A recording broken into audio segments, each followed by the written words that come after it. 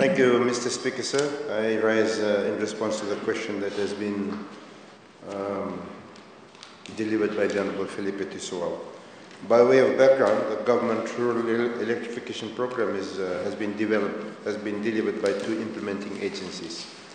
First is Energy Fiji Limited, which is responsible for the construction of the distribution power lines, and the Department of Energy, which has been managing the house wiring.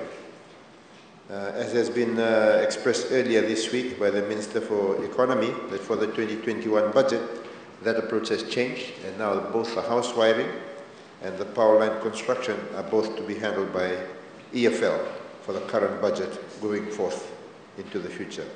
Mr. Speaker, in terms of coverage, 80% of Fijians are connected to EFL grid extension programs in the 4 islands in which EFL operates.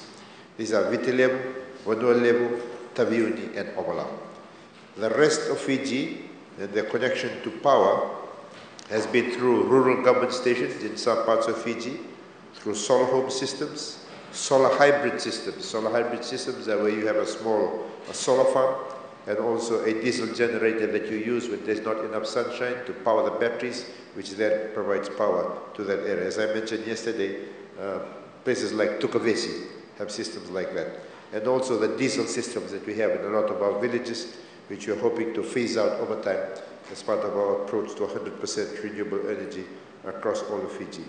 For the grid extension program, which EFL has been managing since 2014, government has commissioned around 491 rural electrification schemes, benefiting around 12,648 households, with a total value of $85.1 billion.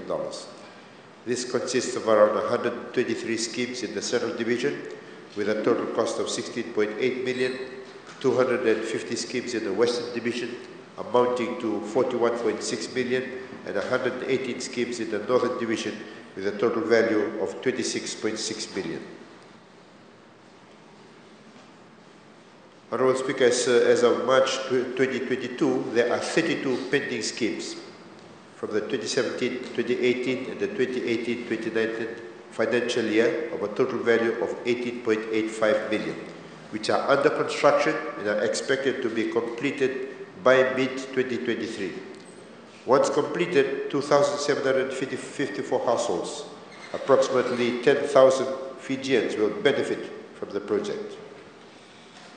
To conclude, Mr. Speaker, the government is also funding the house wiring component to connect all the houses to the grid, and out of the 2,754 households, 1,258 house wirings are under construction, and the rest, 1,496 house wiring materials are under the procurement process. Thank you, Mr. Speaker, sir.